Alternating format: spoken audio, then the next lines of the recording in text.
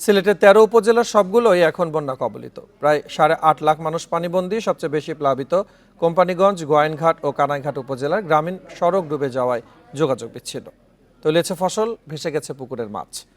গরু মহিষ নিয়ে আশ্রয়কেন্দ্রে অনেকেই প্রত্যন্ত এলাকায় ত্রাণ না পাওয়ায় মানবতার জীবনযাপন করছেন দরিদ্রদের একটি বড় অংশ।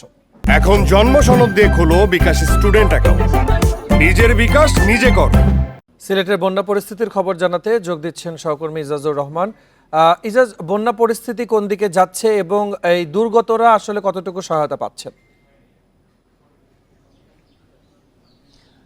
দুর্গতদের সহায়তার যে চিত্র আসলে প্রত্যন্ত এলাকা যেগুলো রয়েছে, বিশেষ করে যেখানে ইঞ্জিন চালিত নৌকা ছাড়া কোথাও প্রবেশ করা যায় না, সেই অঞ্চলগুলোতে কিন্তু মানুষ অবর্ণনীয় কষ্টে রয়েছে। গতকালকে আমি এইরকম যে চিত্র আমার চারপাশে দেখা যাচ্ছে যে পানির ভিতরে সব বাড়িঘর তলিয়ে আছে, সেই রকম চিত্র কিন্তু কোম্পানীগঞ্জেও দেখেছি। এবং আমি রয়েছে এই মুহূর্তে গোয়াইনঘাটের চিত্র আসলে খুব বেশি হেরফের না, এখানে কোম্পানীগঞ্জের মতোই একই রকম চিত্র আমরা লক্ষ্য করছি। এবং এখানে প্রত্যন্ত এলাকাগুলোতে যেভাবে আসলে ট্রলার নিয়ে বা ডিঙ্গি চালিত ছোট যে নৌকা, ইঞ্জিন চালিত নৌকা ছাড়াও যদি পৌঁছানোর কথা থাকে, তবে সেটা আসলে সম্ভব না। অনেক দূর থেকে, অর্থাৎ সিলেট শহরের মূল শহর থেকে এই জায়গাগুলো অনেক দূরে অবস্থান।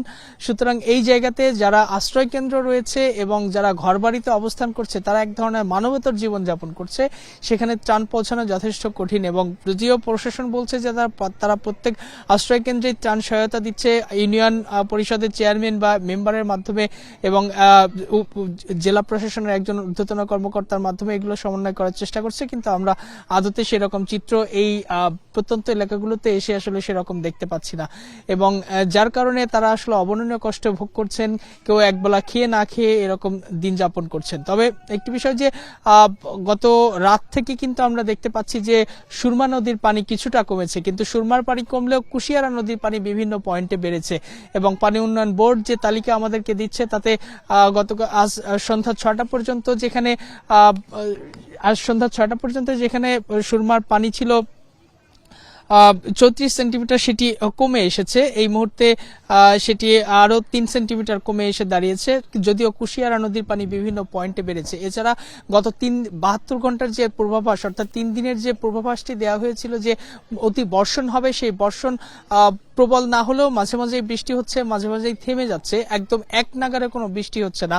যদি না বিকেল থেকে যদি আবার প্রবল বর্ষণ হয়, তবে আবারও ডুবে যেতে পারে এই সিলেট অঞ্চল। এছাড়া ভারতের, আমি যেহেতু জাফলং এর এই সাইডে রয়েছি, সেখানেও দেখেছি যে সিলেটের ওই পাশে বা চেরাপুঞ্জিতে প্রচুর পরিমাণে বৃষ্টি এখনো হচ্ছে এবং সেই ঢলগুলো এখনো নামছে। সুতরাং আরো 3 দিন না যাওয়া পর্যন্ত বলা যাচ্ছে না যে কতটা ভয়ঙ্কর হবে এই বন্যা। ইজাজ, আপনি নিরাপদে তথ্য সংগ্রহ করবেন। সিলেট থেকে জানাচ্ছিলেন সহকর্মী ইজাজুর রহমান।